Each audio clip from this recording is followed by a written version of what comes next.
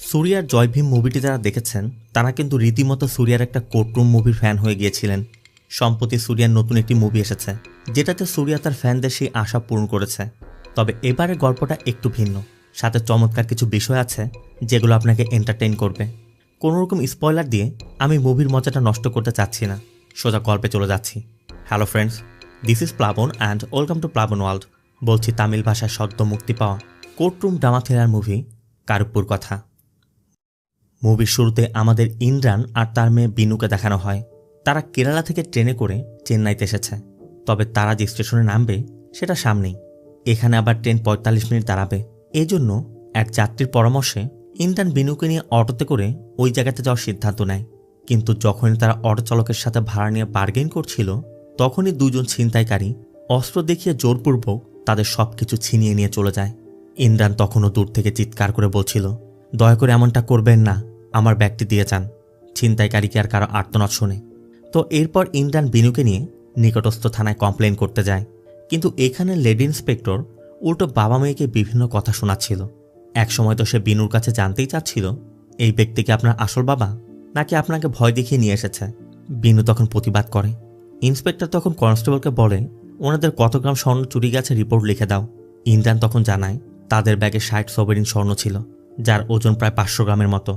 এই জন্য কমপ্লেনটি রেজিস্টার করা হয়। মূলত ইন্দ্রানের মেয়ে বিনুর লিভার নষ্ট হয়ে গেছে, ইমার্জেন্সি ট্রান্সপ্লান্ট করানো দরকার। ইন্দ্রানের লিভার ম্যাচ করায় সে নিজে মেয়েকে লিভার ডোনেট করবে। ডক্টর তাদের বলেও দিয়েছে, বিনুর যদি বমির সাথে বা টয়লেটের সাথে ব্লাড আসে তখন সার্জারি করা অনেক বেশি কষ্টকর হয়ে যাবে। তাই এই স্বর্ণগুলো বিক্রি করেই মেয়ের চিকিৎসা করাতে ইন্দ্রানরা এখানে এসেছিল। পরবর্তী দিন পুলিশ কিছু সাসপেক্টকে ধরে এনে ইন্দ্রানদেরকে আইডেন্টিফাই করতে বলে। তবে গত রাতে মুখে রুমাল থাকার কারণে ইন্দ্রানরা বুঝতে পারছিল না যে কারা করেছে। এরপরও পুলিশ কোনো না কোনোভাবে ওই দুজন ছিনতাইকারীকে আইডেন্টিফাই করে ফেলে। এমনকি স্বর্ণগুলো উদ্ধার হয়। কিন্তু ইন্দ্রান যখন স্বর্ণগুলো চেক করে দেখে, সে লক্ষ্য করে এখান থেকে বেশ কিছু আইটেম মিসিং, কম করে হলেও ১৫ সবেরিন্স, মানে প্রায় ১২০ গ্রামের মতো। পুলিশ তখন ইন্দ্রানকে বোঝায়, অনেকে তো চুরি যাওয়া মাল ফেরতই পায় না, আপনার ভাগ্য ভালো আপনি পেয়েছেন, তাই যা পেয়েছেন নিয়ে চলে যান। ইন্সপেক্টর ইন্দ্রানকে ভয় দেখায় যে আপনার দরকার না হলে রেখে যান। কিন্তু ইন্দ্রানের তো লাগবেই, তাই সে ৪৫ সবেরিন স্বর্ণই নিতে রাজি হয়। কিন্তু এখানেও সমস্যা, মানে পুলিশ এই স্বর্ণ উদ্ধার করলেও সরাসরি এখান থেকে নেওয়া যাবে না। ইন্দ্রানদের প্রথমে কোর্টে আবেদন করতে হবে। কোর্ট থেকে গ্রান্ট করলেই তারপর তারা সেটা হ্যান্ডওভার করবে। ইন্দ্রানও এখানে নতুন, তাই কনস্টেবল ইন্দ্রানকে বেবি কান্নান নামে একজন লয়ারের কার্ড দিয়ে দেয় আর যত দ্রুত সম্ভব তার সাথে দেখা করতে বলে।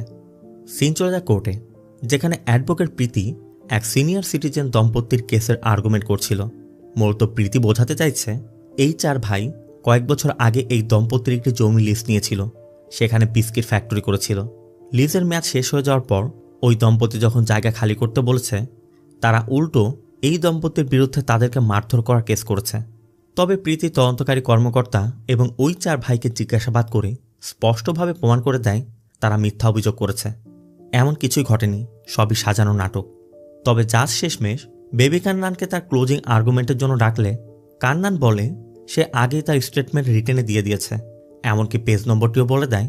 আর তখনই আমরা বুঝতে পারি কান্নানের সাথে জাজের সরাসরি লিঙ্ক আছে। কোন কারণ দর্শাবে, কোন ধারায় কোন শাস্তি দিবে, কান্নান আগে থেকেই স্টেটমেন্টের মধ্যে সবকিছু লিখে দিয়েছে, যেটা প্রীতির কপিতে নেই। তাই প্রীতি ওই দম্পতিকে নির্দোষ প্রমাণ করা সত্ত্বেও জাজ ড্যামেজের কারণ দেখিয়ে ওই দম্পতিকে উল্টো ১ লক্ষ টাকা জরিমানা করে। প্রীতি ভালো মতোই জানে কান্নান জাজকে কিনে নিয়েছে। কান্নানও বিষয়টি স্বীকার করে, কারণ এখানে সব তারই নিয়ন্ত্রণে। প্রীতির কথা এভাবে কতদিন, একদিনই সবকিছু বন্ধ হয়ে যাবে। কান্নান তখন বলে, এটা আমার কোর্ট, এখানে সব আমার ইচ্ছা মতোই হবে। স্বয়ং গড় যদি চলে আসে আমি তাকেও ছাড়ব না। এদিকে আবার ইন্দ্রান বিনুকে নিয়ে কোর্টে আসে, কারণ আজই তাদের কেসের হেয়ারিং। তবে ভিতরে ঢোকার সময় ইন্দ্রানের চোখ পড়ে এখানের কুলদেবতা কারুপ্পস্বামীর মন্দিরের দিকে। ইন্দ্রানেরও তখন মনে পড়ে ট্রেনে ঘুমন্ত অবস্থায় সে এই কুলদেবতাকে স্বপ্নে দেখেছিল। এখানের পূজারীও জানায় প্রত্যেক কুলদেবতার একটা স্থান থাকে, এটা কারুপ্পস্বামীর বাসস্থান। যে ন্যায় কোর্টে পাওয়া যায় না সেটা সে পাইয়ে দেয়, শুধু মন থেকে প্রার্থনা করতে হবে। তো এরপর ভিতরে গেলে ইন্দ্রানদের কেসের নম্বর আসে, কিন্তু থানা থেকে কেউ না আসার কারণে কেসটির নতুন একটি ডেট দেওয়া হয়। কান্নান অবশ্য জাজকে অনুরোধ করে তারিখটা একটু আগিয়ে আনে। এরপর সবাই মিলে ক্যান্টিনে গিয়ে বিরিয়ানি খেতে বসে। যে যেমন পারছে ঠুসছে, সাথে পার্সেলও নিয়ে নিচ্ছে। যেখানে ইমরান আর বিনু শুধুমাত্র দোসা খাচ্ছিল, কারণ বিল তো তাদেরকে দিতে হবে। আবার কান্নানের অ্যাসিস্ট্যান্ট জানায় তাকে এই কেস সলভ করতে বিভিন্ন জায়গায় টাকা দিতে হয়েছে, মানে সব জায়গায় টাকা দিয়ে ম্যানেজ করেছে। তাই বিনু তার কথা মতো 10,000 টাকা গুগল পে করে দেয়। এরপর ইমরান ওই 15 সোভারিন স্বর্ণের কথা বললে কান্নান সোজা ইন্সপেক্টরকে কল করে এবং জানতে চায় যে স্বর্ণ ছিল 60 সোভারিন্স আর আপনার এফআইআর 15 কম। ইন্সপেক্টর বলে এফআইআর যা আছে তাই, আর তুমি কি যে তোমার কাছে আমার জবাবদিহি করতে হবে? পারলে সামনে এসে কথা বলো। ফোনটা তখন লাউড স্পিকার থাকার কারণে কান্নান সবার মধ্যে বেশ অপমানিত হয়। আর এর শোধ নিতেই কান্নান তার হাতে থাকা যত অ্যাডভোকেট আছে সবাইকে খবর দিয়ে থানায় পাঠিয়ে দেয়। যদিও এরা সবাই অ্যাডভোকেট, কিন্তু কেস না থাকার কারণে সবাই অন্য পেশায় ছিল। কান্নানের কথা মতো তারা সবাই থানা ঘিরে ফেলে। এমনকি মিডিয়া এসে ওই লেডি ইন্সপেক্টরকে ঘুষ নেওয়ার বিষয়ে জিজ্ঞাসাবাদ করতে শুরু করে। তারা একসময় বুঝতে পারে সবকিছু কান্নানের কাজ। এরপর কান্নান নিজেই ইন্সপেক্টরের সাথে দেখা করে, কারণ কান্নান জানে বাকি স্বর্ণ পুলিশের কাছে আছে। তাই কান্নানের কথা মতো তারা ওই স্বর্ণটি ফিরিয়ে দেয়, মানে যে 15 সোভারিন্স তারা রেখেছিল। কিন্তু কান্নান সাথে তাদেরকে বলে যে লোকজন বাইরে দাঁড়িয়ে আছে তাদের জন্য তো কিছু দরকার। ইন্সপেক্টর তখন বাধ্য হয়ে ইমরানের স্বর্ণ তো দেয়ই, সাথে পাশের একটি স্পা থেকে তারা যে ঘুষের টাকা পেয়েছিল সেগুলো কান্নানকে দিয়ে দেয়। কিন্তু কান্নান প্রথমেই ওই স্বর্ণগুলো সরিয়ে রেখে ইমরানকে বলে স্বর্ণ পুলিশের কাছে নেই, ওই চোরেরা বিক্রি করে দিয়েছে। তবে আমাদের প্রেসারে পুলিশ সেটেলমেন্ট করতে ঘুষের কিছু টাকা দিয়েছে। আমি তো সৎ ব্যক্তি, ঘুষের টাকা আমি নেই না, আপনি এটা রেখে দিন। কিন্তু কান্নানের সহকারী তখন বলে যাদের জন্য সবকিছু হলো এদেরকে তো কিছু দিতে হবে। কান্নান তখন ওই টাকাগুলো দিয়ে ওদের মধ্যে ভাগ করে দিতে বলে। মানে ইমরান এখন এটাই বুঝতে পারছে না এতে করে তার কোথায় লাভ হলো আর কান্নানি বা তাকে কিভাবে উপকার করলো। এরপর থেকে চলতে থাকে কোর্টের হেয়ারিং। তারিখের পর তারিখ পড়ছে, কিন্তু ইমরান তার স্বর্ণ কিছুতেই পাচ্ছে না। বাবা মেয়ে মাসের পর মাস কোর্টে চক্কর কাটছে, আর এদিকে কান্নানের টিম তাদের হাতে এক একটা করে বিরিয়ানির বিল ধরিয়ে দিচ্ছে। এর মধ্যে বিনু একবার অসুস্থ হয়ে পড়ে।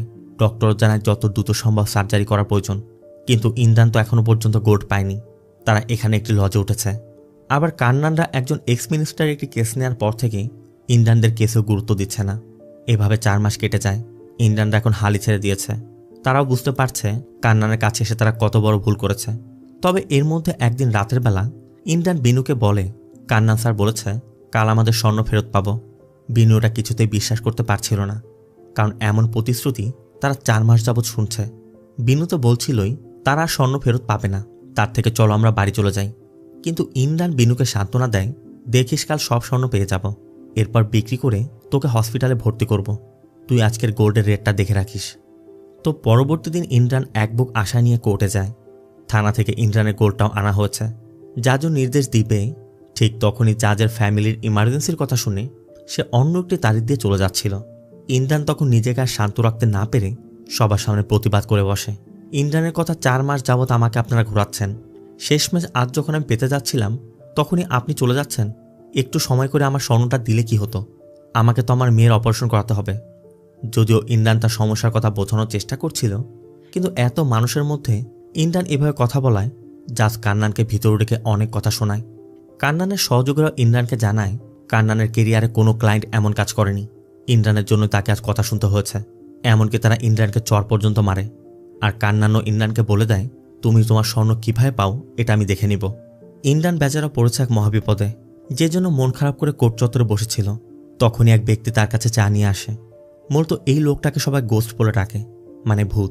লোকটি ইমরানকে জানায় আজ থেকে অনেক বছর আগে তার সম্পদের লোভে তার সন্তানেরা তার ডেথ সার্টিফিকেট তৈরি করে তাকে মৃত ঘোষণা করে দিয়েছিল। এরপর থেকে সে নিজেকে জীবিত প্রমাণ করার জন্য কোর্ট চত্বরে বছরের পর বছর যাবৎ ঘুরছে, কিন্তু তার নামে কোনো ডকুমেন্টস না থাকার কারণে সে নিজেকে জীবিতই প্রমাণ করতে পারছে না। এই জন্য মূলত সবাই তাকে গোস্ট বলে ডাকে। সে এটাও বলে আমরা মানুষকে শাস্তি দেওয়ার জন্য কোর্টে আসি, কিন্তু আমরা জানি না কোর্টে আসাটাই আমাদের সবথেকে বড় শাস্তি। ইমরান এখন সেই শাস্তি ভোগ করতে যাচ্ছে। ইমরান বুঝতেই পারছে না সে এখন কি করবে, কিভাবে তার মেয়ের ট্রিটমেন্ট করাবে। আবার ইমরান ভালো করে জানে কান্নান যে কেস একবার ছেড়ে দেয় ওই কেস দ্বিতীয়বার লড়ার সাহস কারোর নেই।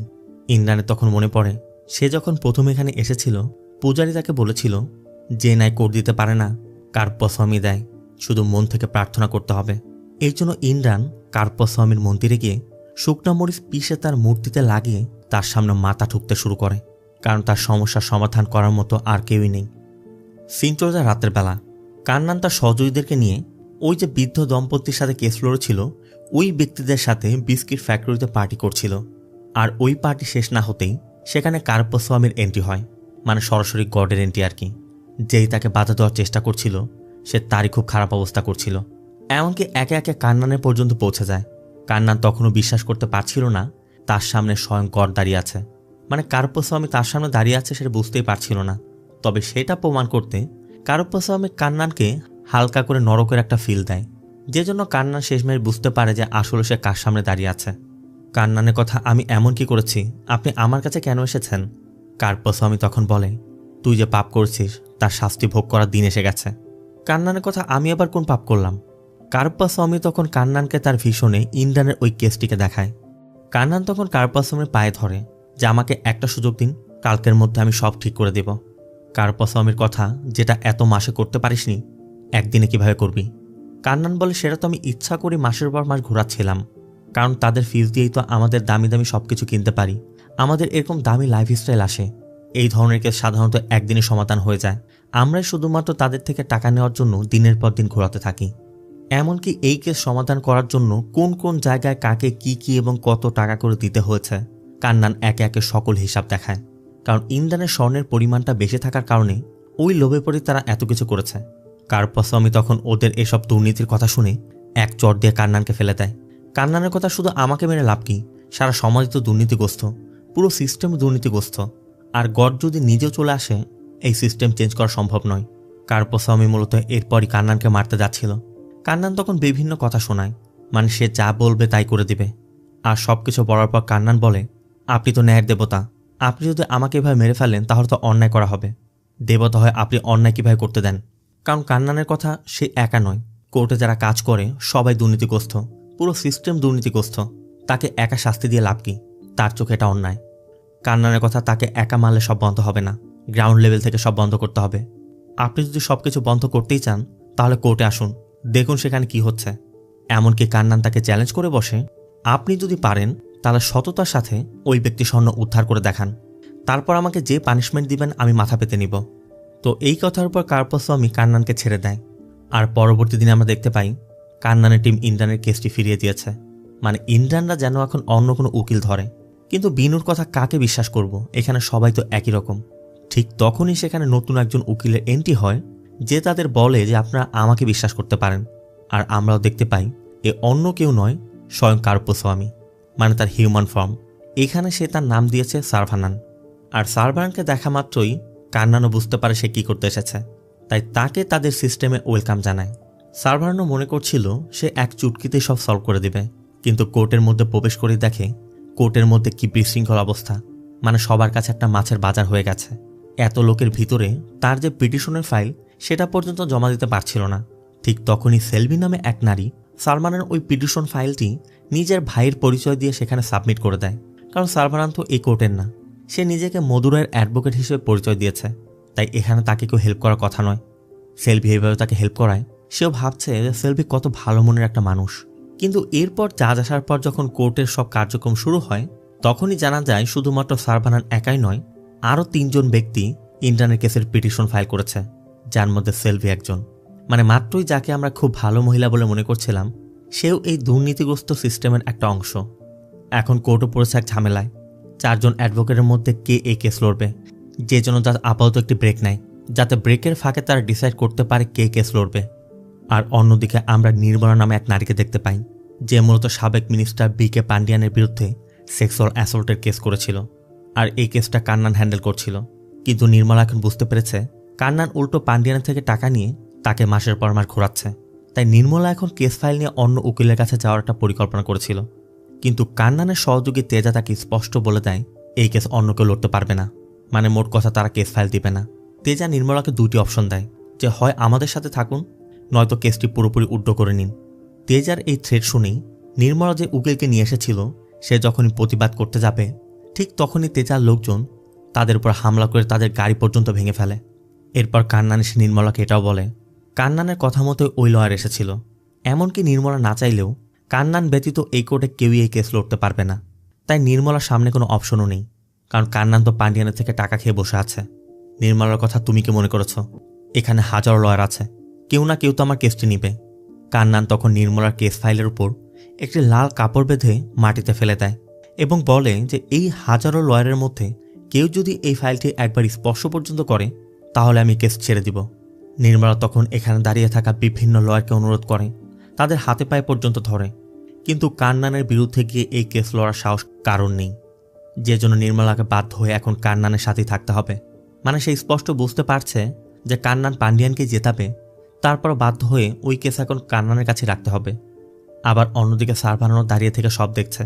এমনকি অ্যাডভোকেট প্রীতিও সারভানানকে পুরো বিষয়টি বুঝিয়ে দেয়, যেখানে কান্নান কিভাবে তার রাজত্ব করে যাচ্ছে। সারভানান যেহেতু এখানে নতুন, প্রীতি সারভানানকে এটাও বলে, ওই যে 3 জন ব্যক্তি পিটিশন দাখিল করেছে, আপনি ওদেরকে 500-1000 করে টাকা দিয়ে দিলে ওরা এমনিতে ড্রপ করবে। তাই সারভানান প্রীতিকে নিয়ে ওদের সাথে দেখা করতে চায় এবং ওদেরকে বলে ওরা যেন কেস ড্রপ করে। তখনই আমরা সেলভিদের কথায় বুঝতে পারি আসলে কান্নান নিজে থেকে কেসটি যখন ড্রপ করেছে এজন্যই কেসটি নিতে চাচ্ছে, কারণ ইন্ডিয়ানের স্বর্ণের পরিমাণটা অনেক বেশি, তারা অনেক বেশি টাকা তার থেকে আদায় করতে পারবে, এই জন্যই তারা পিটিশন ফাইল করেছিল। তাই সারভানানের কথায় তারা রাজি হচ্ছে না। এই জন্য সারভানান একসময় বিনুকে কেস ফাইল দিয়ে বাইরে যেতে বলে, আর এরপরই পুরো রুমে সবকিছু স্তব্ধ করে দেয়। এমনকি প্রীতিকেও তার ভীষণে তার আসল চেহারাটি দেখায় যে আসলে সে কে। কান্নানো জানালা দিয়ে উকি দিয়ে সবই দেখছে। আর প্রীতি যখন পুরোপুরি বিষয়টি বুঝতে পারে যে সারভানান আসলে কার্পাস্বামী, তখন সারভানানের কথা মতো প্রীতি ওদের যে পিটিশন ফাইল ছিল সবগুলো ছিঁড়ে ফেলে। আর এরপরই সারভানান সেখানে সবকিছু স্বাভাবিক করে প্রীতিকে নিয়ে বের হয়ে যায়। কিন্তু যাওয়ার সময় কান্নান সারভানানকে রেখে বলে যে আপনার সাথে তো আমার এরকম এগ্রিমেন্ট হয়নি, এখানে তো আপনার সততার সাথে সবকিছু করার কথা ছিল, আপনি তো আপনার গডের পাওয়ার ব্যবহার করছেন। তাই কান্নান সারভানানকে প্রমিস করায় সে কখনোই তার গড পাওয়ার ইউজ করতে পারবে না, যা কিছু করার সততার সাথে করতে হবে। সিন চলে যায় সন্ধ্যায়। কোর্টে সবকিছু শেষ করে তারা যখন মেট্রো স্টেশনে বসেছিল ঠিক তখনই প্রীতি এসে সারভানানের সাথে দেখা করে, কারণ প্রীতি তো তার সম্পর্কে সবকিছু জেনে গেছে যে সে কার্পস্বামী। এই জন্য প্রীতি কার্পস্বামীর কাছে অনুরোধ করে যে কোর্টের অবস্থা একদম বাজে, প্রীতি এমন একটি কোর্ট চায় যেখানে লিফট থাকবে, পুরো ডিজিটালাইজ সিস্টেম হবে, মানে সুযোগ পেয়ে গডের থেকে যা কিছু আদায় করা যায় আর কি। এরপর সবাই মেট্রোতে ওঠে। এইখানে সেই লোকটাকেও দেখা যায় যাকে সবাই গোস্ট বলে ডাকে। প্রীতি বিনোদের সাথে পরিচিত হয়, আর ঠিক তখনই তেজা তার লোকজন নিয়ে আসে। মূলত তারা সারভানানকে ভয় দেখাতে এসেছে, কারণ কান্নানকে সারভানান কথা দিয়েছে সে তার গডের পাওয়ার ইউজ করতে পারবে না, সে এখন নিরুপায়। এই জন্য তেজারা সারভানানকে বিভিন্নভাবে অপমান করছিল, অপদস্থ করছিল।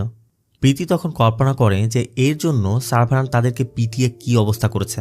অবশ্য এরপরই প্রীতি বুঝতে পারে যে এমন কিছুই ঘটেনি। সারভানান সবকিছু শোনার পরও একদম চুপ করে বসে আছে, যে জন্য তেজারাও একসময় চলে যায়। এরপর লজ্জা ছাদে বসে সবাই এই কেসের বিষয়ে যখন কথা বলছিল তখন প্রীতি বিনুকে বলছিল যে তুমিও সে কিছু খাওয়া দাওয়া করো। বিনু বলে না, আমি এখন খাবো না। প্রীতি বলে দরকার হলে বাইরে থেকে অর্ডার করি, কোর্টের পাশে ভালো বিরিয়ানি পাওয়া যায়, তুমি বললে আমি অর্ডার করতে পারি।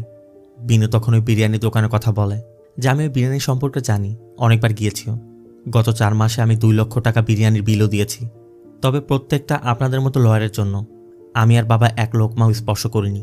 এমনকি বিনু এটাও বলে যখন সবকিছু শেষ হয়ে যাবে আমার ইচ্ছা বাবাকে নিয়ে সেখানে গিয়ে একবার বিরিয়ানি খাবো। প্রীতিও বিনুকে বলে তুমি একদম চিন্তা করো না, স্বর্ণ ফেরত পেলে তোমাদের সব সমস্যার সমাধান হয়ে যাবে।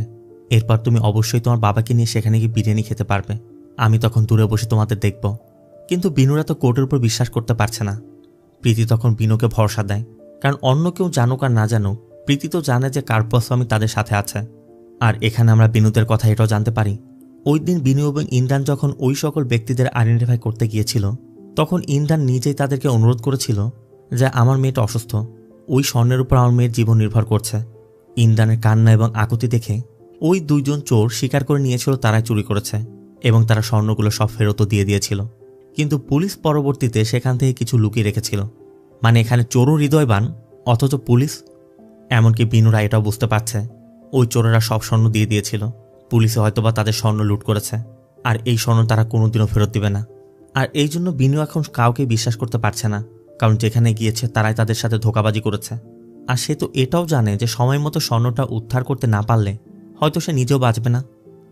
তো পরবর্তী শুনানির দিন সারভানান কোর্টকে পুরো সমস্যার কথা খুলে বলে যে 4 মাস যাবৎ তাকে এই কারণ সেই কারণ দেখিয়ে ঘোরানো হচ্ছে, সাথে কোর্টের গাফিলতি এবং সকল দুর্নীতির বিষয়টা তুলে আনার চেষ্টা করে।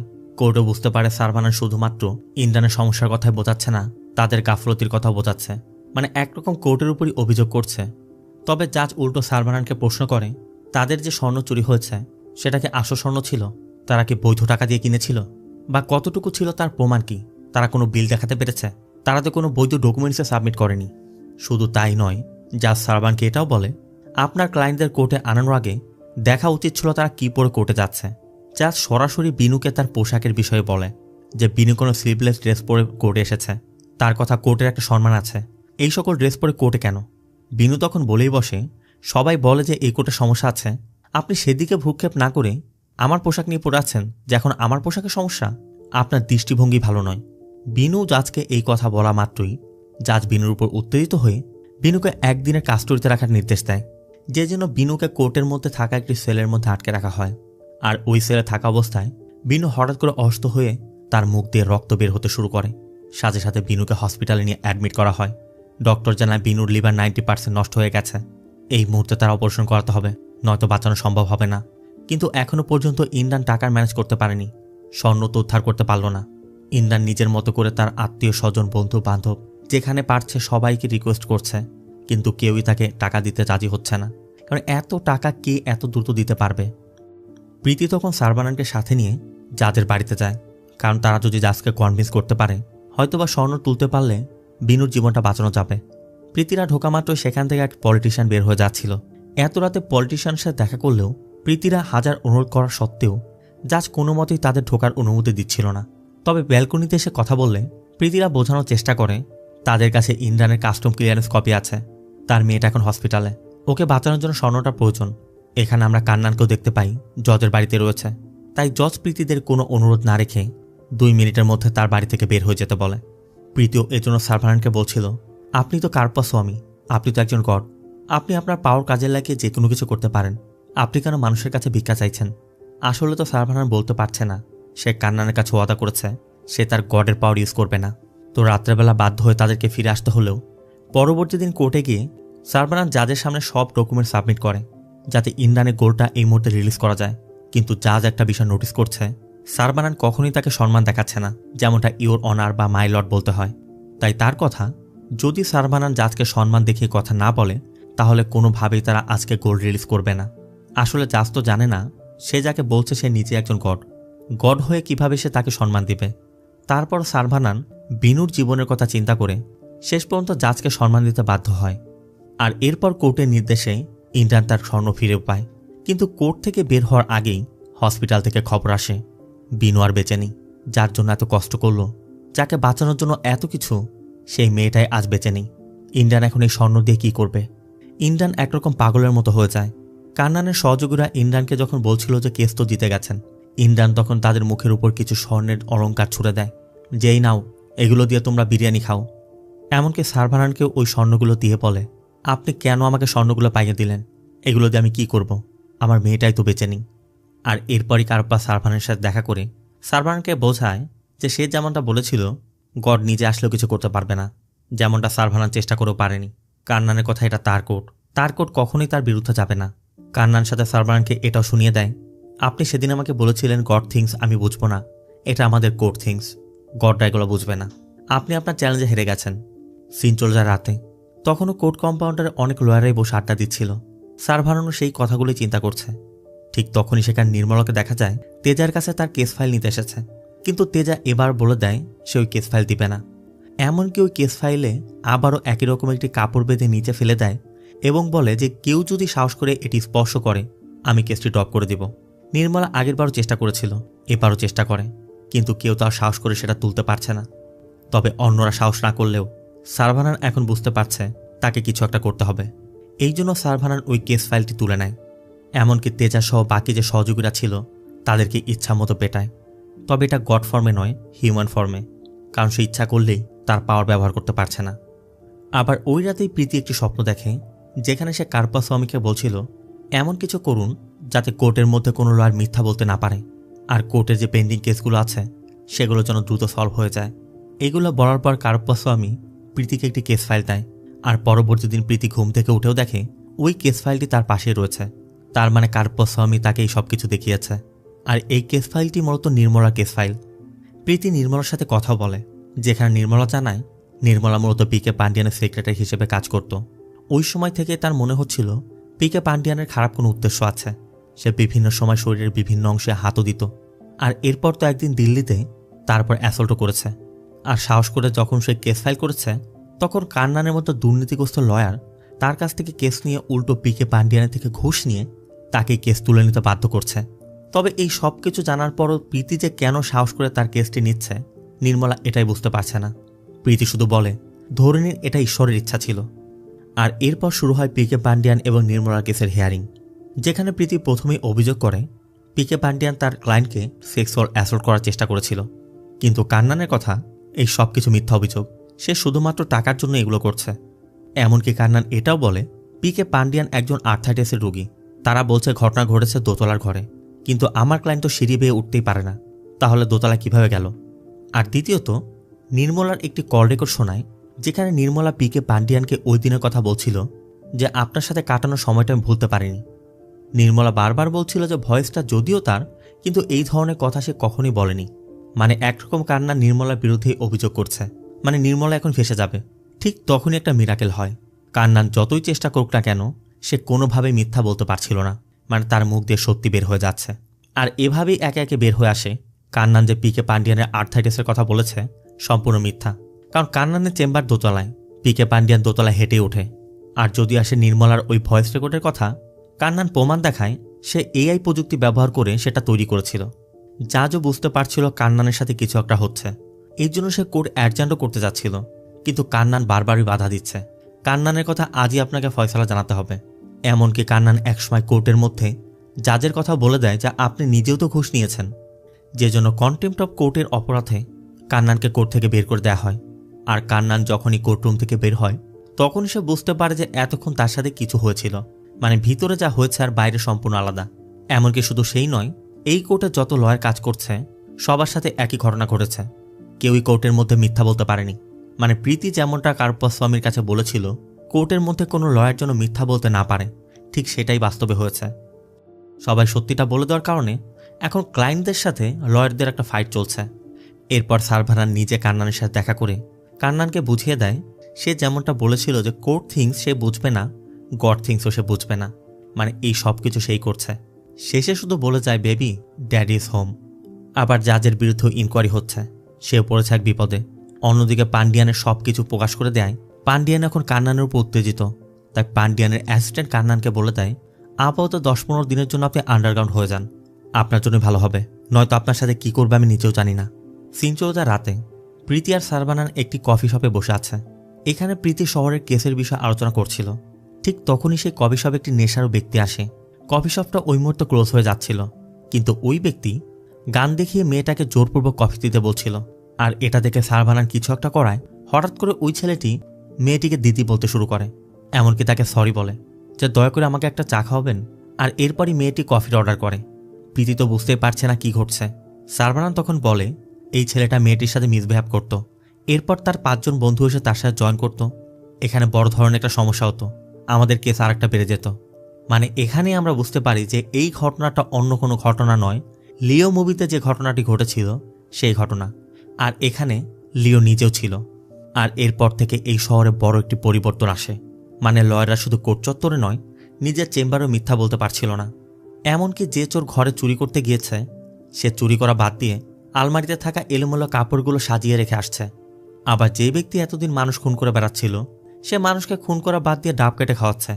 মোট কথা শহরে কোনো অপরাধী হচ্ছে না, থানায় কোনো কেস রেজিস্টার হচ্ছে না, যে যেন কোর্টে হিয়ারিংয়ের কোনো চাপ নেই, লয়ারদের হাতেও কোনো কেস নেই। সবার মনের মধ্যে একটা ভয় কাজ করছে যে কোনো অন্যায় করা যাবে না। আর এই সব কিছু সম্ভব হয়েছে শুধুমাত্র কার্পস্বামীর জন্য। কারণ সে যেহেতু এ জায়গার কুলদেবতা, তার যে রেঞ্জ আছে পুরো রেঞ্জের মধ্যে সে একটা সিস্টেমের মধ্যে নিয়ে এসেছে।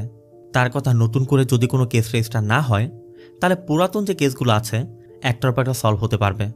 কান্নানো পুরো বিষয়টি বুঝতে পারছে, তাই কোর্ট চত্বরে কার্পস্বামীর যে মন্দিরটা আছে, রাতের বেলা কান্নান তার লোকেদের দিয়ে ওই মন্দিরটা সেখান থেকে ভেঙে ফেলার একটা পরিকল্পনা করে। কিন্তু তারা জানে না যে কার্পস্বামী নিজের মন্দির নিজে রক্ষা করতে আসবে। তাই রাতের বেলা যারা সেখানে ভাঙতে গিয়েছিল সবাইকে সে ইচ্ছামতো ধোলাই করে। আর অন্যদিকে কান্নান কার নিয়ে কোথাও যাওয়ার সময় একটি লরি এসে তার কারটিকে হিট করে। এখানে আমরা এটাও দেখতে পাই এই লরিতে অন্য কেউ নয়, ওই 4 ভাই, যে 4 ভাইয়ের বিস্কিট ফ্যাক্টরি কেসটা সে লড়েছিল, তারা এখন কান্নানকেই মারতে এসেছে। আর এখানে কান্নানের সাথে ঘটে আশ্চর্য ঘটনা, মানে একই বিষয় বারবার রিপিট হচ্ছিল। ওই 4 ভাই কান্নানকে একবার মারতে যাচ্ছিল, আবার ওই 4 ভাই কান্নানকে দেখে বলছিল এ তো আমাদের নিজেদের লোক, একে বাঁচাতে হবে। মানে একবার কান্নানকে উদ্ধার করতে যাচ্ছে, আবার কান্নানকে মারতেও যাচ্ছে। একই ঘটনা বারবার রিপিট হচ্ছে। আর এগুলো হওয়ার পিছু একটা কারণ ছিল। ওই যে বলেছিলাম কার্পাস হোমের একটি নির্দিষ্ট এরিয়া আছে, ওই 4 ভাই ছিল ওই এরিয়ার মধ্যে, আর কান্নানের কার্পাস ছিল এরিয়ার বাইরে। এর জন্য ভিতরে একরকম, বাইরে অন্যরকম হচ্ছিল। তাই কান্নান বিষয়টি বুঝতে পেরে জাজের সঙ্গে মিলে একটি পরিকল্পনা করে। আর পরবর্তী দিন প্রীতি আর সারভারান যখন কার নিয়ে শহরের বাইরে যায়, তখনই তারা তাদের উপর হামলা করায়। প্রীতি তো জানতো যে সারভারান তাকে সাহায্য করবে, কিন্তু সারভারান প্রীতিকে বোঝায় যে প্রত্যেকটা কুলদেবতার নির্দিষ্ট একটি এরিয়া আছে, ওই এরিয়ার বাইরে তার কোনো শক্তি কাজ করে না, তাই যে কোনো মূল্য তাদেরকে ওই এরিয়ার মধ্যে প্রবেশ করতে হবে। প্রীতিওতে অনেক কষ্টে সারভারানকে সেই এরিয়ার মধ্যে নিয়ে যায়। আর এরপরই সারভারান তার আসল রূপটি দেখায় যে সে আসলে কি করতে পারে। জাজও পুরো বিষয়টা নিজ চোখে দেখার পর সে আর এখানে থাকতে সাহসী পাচ্ছে না। এই জন্য জাজ এখান থেকে বদলি হয়ে চলে যাওয়ার প্ল্যান করছিল। কান্নান তখন তাকে বলে, দেখুন এই কুলদেবতার শক্তি এরিয়ার মতো নির্দিষ্ট এরিয়ার মধ্যে কাজ করে, আমরা কাজ করি কোর্টটাকে এই এরিয়ার বাইরে নিয়ে যাই। কিন্তু জাজের কথা, প্রতিদিন আমার মাথার উপর থেকে দেয়াল খসে খসে পড়ছে, তারপর সরকার কোনো মেরামত করছে না, আর তুমি বলছো নতুন করে কোর্ট তৈরি করতে, এটা কোনোভাবে হবে না। তবে এরপরই কান্নান নতুন একটি পরিকল্পনার কথা বলে। সিন চলে যায় পরদিন। সকাল হতে কান্নানের যে সহযোগীরা ছিল তারা সবাই একে একে কোর্টে প্রবেশ করে। এই কোর্টটি মূলত 150 বছর পুরনো। জাজের যে চেম্বার ছিল সেখানের উপর থেকে দেয়াল ধসে জাজও নিচে পড়ে মারা গেছে। তবে জাজ যে এক্স্যাক্টলি এখানে মারা গেছে এমন নয়। গতকাল যখন জাজ কান্নানের প্রস্তাবে রাজি হচ্ছিল না, তখন কান্নান জাজকে ওখানেই হত্যা করেছে। আর আজ জাজের বডিটি ওখানে ফেলে বোঝাতে চেষ্টা করছে জাজের মৃত্যু এখানে হয়েছে। তাই এই জায়গায় কোর্টের কার্যক্রম পরিচালনা করা একদমই অসম্ভব, তাদের জন্য অনিরাপদ। এই জন্য শহরের যত লয়ার ছিল সবাইকে নিয়ে কান্নান প্রোটেস্ট শুরু করে যে যত দ্রুত সম্ভব কোর্টের কার্যক্রম অন্যত্র শিফট করতে হবে। আর এটা শুধুমাত্র কোর্ট চত্বরই নয়, পার্লামেন্ট পর্যন্ত পৌঁছে যায়। সোশ্যাল মিডিয়া, বিভিন্ন নিউজ চ্যানেল সব জায়গায় ছড়িয়ে পড়ে। কারণ একদিকে কান্নানরা যেটা দাবি করছে সেটা বাস্তবসম্মত, যথেষ্ট যৌক্তিকতা আছে। আর অবশেষে কান্নানরা জিতেও যায়, কারণ সরকার আপাতত কোর্টটিকে শহরের বাইরে একটি আইটি পার্কে শিফট করার পরিকল্পনা করে। এরপর কোর্টের সব কিছু আইটি পার্কে ট্রান্সফার করানো হয়। রাতের বেলা আমরা সেই ব্যক্তিকেও দেখতে পাই যাকে সবাই গোস্ট বলতো। এত বছর তার নামের কোনো ডকুমেন্টস খুঁজে না পেলেও সে কোর্টের মালামাল সরানোর সময় আচমকা তার সেই কাগজটি তার হাতে এসে পড়ে, যেই কাগজের জন্য সে নিজেকে জীবিত প্রমাণ করতে পারেনি। তবে তার কথা এখন আর প্রমাণ করে কি করব, কোর্টই তো এখানে নেই। প্রীতিও পরবর্তী দিন সারভারানের সাথে কথা বলে যে এখন তো সবকিছু শেষ হয়ে গেল, বেবি কান্নান কোর্ট অন্যত্র স্থানান্তর করে নিয়েছে, এখন সেখানে সে নিজের মতো করে সব পরিচালনা করবে। এমনকি প্রীতি এটাও বলে সব কোর্টই তো তাহলে আপনার নিয়ন্ত্রণের বাইরে চলে গেল, সব জায়গাতে আগের মতো দুর্নীতি হবে। তো সিন চলে যায় নতুন কোর্টে, মানে সে আইটি পার্কে, যেখানে নতুন করে সব সেট করা হয়েছে। আর এখানে আমরা একটা বিষয় লক্ষ্য করি, প্রীতি যেমনটা সারভারানের কাছে দাবি করেছিল এখানে সব ফ্যাসিলিটিস আছে। আবার ওই জজের মৃত্যুর পর নতুন একজন জাজ এসেছে। এমনকি বেবি কান্নান যেমন আগের জাজকে কিনে নিয়েছিল, এখনকার জাজকেও সে কিনে নিয়েছে। আর নির্মলার কেসের হেয়ারিংয়ের সময় ঠিক একই রকম রিটেন স্টেটমেন্টের মধ্যে ওই পৃষ্ঠা নম্বরগুলো বলে দেয়, যে ওগুলো ফলো করলে আপনি বুঝতে পারবেন। কিন্তু এবার প্রীতিও ঠিক একই রকম রিটেন স্টেটমেন্ট দিয়েছে, যেখানে প্রীতি 6 নম্বর পাতা দেখতে বলে। আর জাজ যখনই 6 নম্বর পাতাটি দেখে সে ঘামতে শুরু করে, তার গলাটাও পুরো শুকিয়ে যায়, তার মধ্যে একটা অদ্ভুত ভয় তৈরি হয়ে যায়। যে জন্য সে নির্মলার কেসে বিকে পান্ডিয়ানকে অভিযুক্ত করে 3 বছরের কারাদণ্ড দেয়, আর তার সাথে নির্মলাকে ক্ষতিপূরণ দিতে নির্দেশ দেয়। শুধু তাই নয়, বেবি কান্নানের দুর্নীতির জন্য মিথ্যা সাক্ষ্য প্রমাণ পেশ করার জন্য বার কাউন্সিল থেকে বেবি কান্নানের লাইসেন্সটি ক্যান্সেল করতে বলা হয়। মানে কান্নানের রাজত্ব এই কোর্টে শেষ। কান্নান তো বুঝতেই পারছিল না এসব কি হচ্ছে। তাই কান্নান এবার প্রীতির কাছে জানতে চায় তুমি কি করেছ। প্রীতি তখন কান্নানকে বাইরে গিয়ে দেখতে বলে।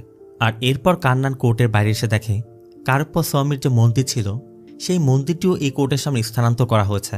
কারণ কারপ্পা স্বামীর ভক্তদের কথা, কারপ্পা স্বামী ন্যায়ের দেবতা, কোর্ট যেহেতু চলে এসেছে দেবতার মন্দিরও চলে আসবে। আর এখানে আমরা দেখতে পাই প্রীতি যে ডকুমেন্ট সাবমিট করেছিল তার 6 নম্বর পাতায় কারপ্পা স্বামীর ওই অস্ত্রটি ছিল এবং লেখা ছিল কারপ্পা স্বামী সব দেখছে। এমনকি এই ভয়ে কান্নানের যে সহযোগীরা ছিল যারা এতদিন তার সাথে কাজ করত, তারা সবাই কান্নানের সাথে সকল সম্পর্ক ছিন্ন করে নেয়, মানে কেউই আর কান্নানের সাথে নেই। এরপরে সারভারান কান্নানের সাথে দেখা করে এবং জিজ্ঞেস করে ওকালতি তো শেষ, এখন কি করে খাবে? কান্নানের কথা আমি ভালো করে জানি। এই জায়গায় আপনার কোনো পাওয়ার নেই। মানুষ যেটা করছে সেটা ভয়ের জন্য করছে। তাদের মধ্যে ভয় কেটে গেলে আবার সব ঠিক হয়ে যাবে। সারভানানের কথা, সততাও এক ধরনের অ্যাডিকশন। তারাও অভ্যস্ত হয়ে যাবে। কারণ সারভানার নিজেও জানে এখানে তার কোনো পাওয়ার নেই, কিন্তু মানুষের মধ্যে তার প্রতি যে একটা ভয় আছে, মন্দিরটি এখানে স্থানান্তর করার মাধ্যমেই সেই ভয়টাকে নতুন করে তৈরি করে দিয়েছে। আর ওই ভয় থেকেই মানুষ এখন সৎভাবে কাজ করবে।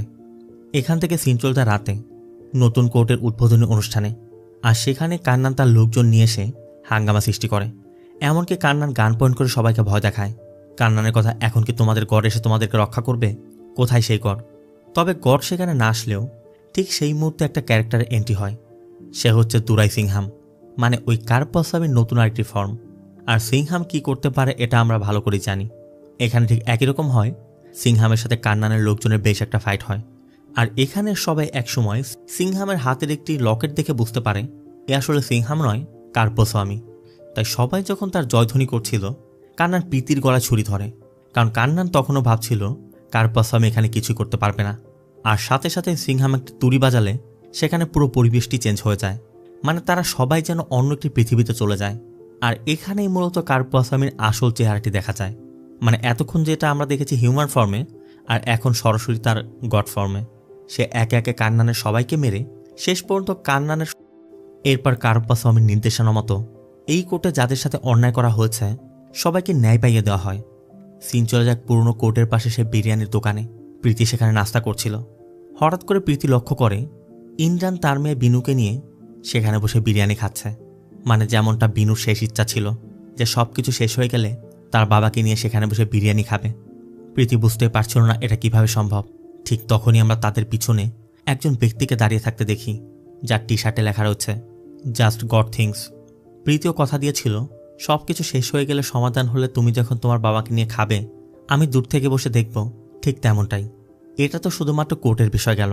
এরপর সিন চলে যায় বিধানসভায়, যেখানে আমরা রাজ্যের নতুন মুখ্যমন্ত্রীকে দেখতে পাই। আর এই মুখ্যমন্ত্রী কান্নানেরই একটা ফর্ম।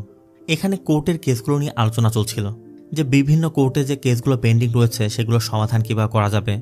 এই সকল বিষয় নিয়ে মুখ্যমন্ত্রী একটি প্রস্তাব দিলে সেখানে তার নিজের দলীয় এবং বিরোধী দলীয় যারা রয়েছে সবাই ভোট দিলেও একজন তার বিরোধিতা করে। আর সে অন্য কেউ নয়, কার্পস্বামীর অন্য একটি ফর্ম। মানে সে শুধুমাত্র কোর্ট নয়, পুরো রাজ্যকে ঠিক করতে রাজ্যের বিধানসভা পর্যন্ত পৌঁছে গেছে।